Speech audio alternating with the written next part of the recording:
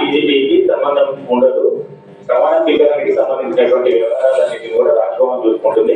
ప్రస్తుతం ప్రభుత్వంలోకి ప్రస్తుతం ఉన్నటువంటి ప్రభుత్వం సీట్లు ఎన్నికలు జరిగినటువంటి నేపథ్యంలో ఎమ్మెల్యేల సంఖ్య ఏ పార్టీకి ఎక్కువగా వస్తే ఆ పార్టీని అధికారంలో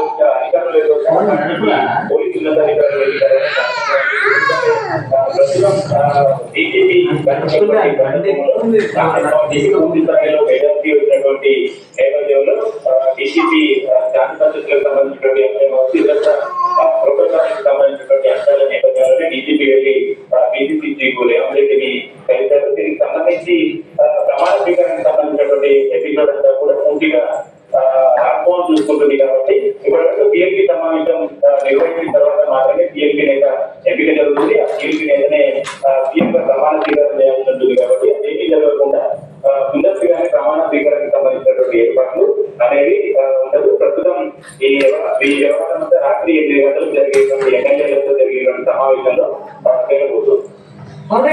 Thank you.